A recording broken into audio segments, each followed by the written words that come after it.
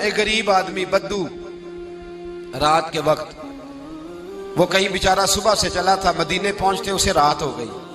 उसने डरते हुए ना खैमा ही बाहर लगा लिया। जहां रात हुई ना, आधी रात को 1-2 बजे समझ ले पहुंचा मदीने, तो उसने बाहर ने खैमा लगा लिया।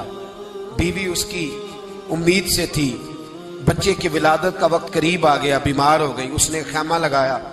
बीवी अंदर है, हजरत उमर फारूक गश्त पे थे रात को, साथ एक गुलाम था। हजरत उमर फारूक रज़ी अल्लाह ताला अन्हु कहने लगे वो आग जल रही है थोड़ी सी, पता करो कौन है। तो आपका गुलाम पता करने गया तो बद्दू ने डांट दिया, कहने लगे जाओ तुम्हें क्यों बताऊं। हजरत उमर खुद गए, कहने लगे मुसाफिर भाई बता तो सही। कहने लगा जी छोड़े, मैं आपको क्यों बताऊं, मैं कौन हूं, कैसे आया हूं। फरमाया खैमे के अंदर से कराहने की आवाज आती, कोई दर्द से चीख रहा है, बता हमें बात क्या है।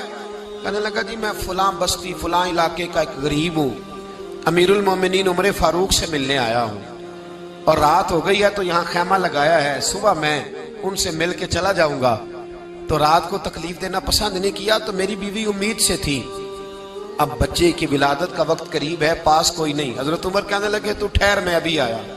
चेहरे पे नकाब है, उसे बताया नहीं मैं ही अमीरुल मोमिनीन। उमर दौड़े गए, अपनी जौजा से कहने लगे अगर तुझे बहुत बड़ा अजर मिल रहा हो तो हासिल करेगी। क्या करूंगी। तो कहने लगे चल फिर मेरे साथ, बहुत बड़ा अजर है। एक दोस्त के यहाँ विलादत का वक्त है, जरूरत की चीजें साथ ले लो। उस औरत ने थोड़े दाने ले लिए, घी ले लिया। हजरत उमर से कहने लगी लकड़ियां इकट्ठी कर लें। अमीरुल मोमिनीन, काउंसलर की बात नहीं बता रहा आपको, मैं आपको एमपीए की बात नहीं बता रहा, एमएनए की बात नहीं बता रहा, जो 10 गांव को मिला के चेयरमैन बना उसकी बात नहीं बता रहा, उसकी बात बता रहा हूं जो 22 लाख मुरब्बा मील का हुक्मरान है।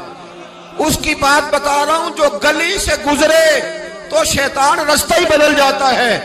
उसकी बात बता रहा हूं जिसके बारे में मेरे मुस्तफा करीम सल्लल्लाहु ताला अलैहि वसल्लम ने फरमाया मेरा उम्र तो वो है कि 950 साल हजरत जिब्रील भी इसकी शान बयान करे तो अजमत खत्म नहीं होती।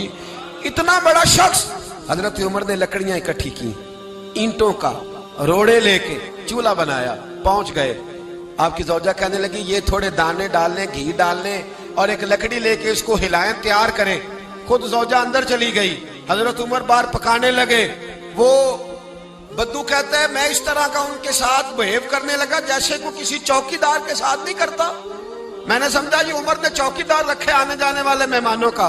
मैं कभी पानी का प्याला मांगता, कभी कोई बात, उमर दौड़े जाते, कभी पानी लाते। ओ मुसलमानों, ओ मेरे रसूल के गुलाम अजीजो, हजरत उमर फारूक।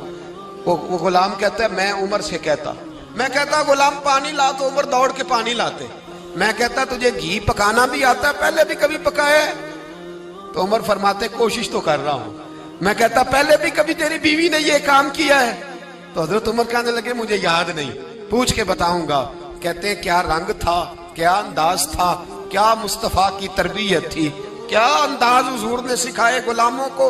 ये किस तरह का अमीर है कि ये हंडिया पका रहा है, फूंके मार रहा है एक गरीब के लिए, देहाती के लिए जिसे जानते भी नहीं।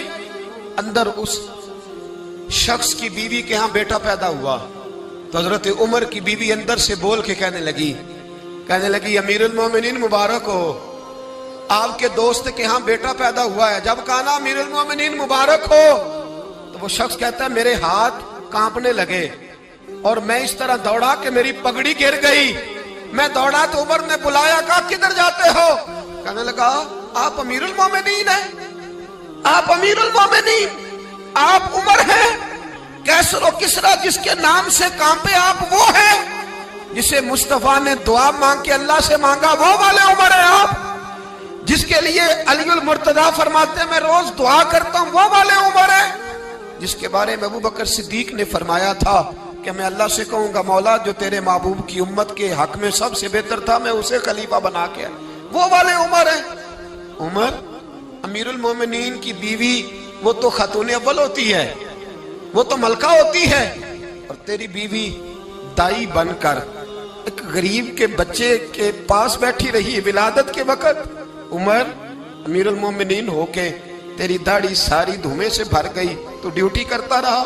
तो सैयदना उमर रो पड़े और उस बद्दू को सीने से लगा के कहने लगे तुझे पता नहीं तू कहाँ आया है? इस शहर का पता है? उसने कहा हुजूर कहाँ है? वो फरमाया ये मेरे नबी का मदीना है, ये मुस्तफ़ा का मदीना है। यहाँ अमीरों का इस्तकबाल नहीं होता, यहाँ गरीबों के इस्तकबाल होते। यहाँ हुजूर ने इस स्टेट पे मेरे रसूल पाक ने वो वाला रंग दिया है कि अब गरीब सर उठा के जीने लगे हैं, अब मजदूरों को इज्जतें मिलने लगी हैं, अब यतीमों ने सर उठा लिया है कि हमारा कोई सुनने वाला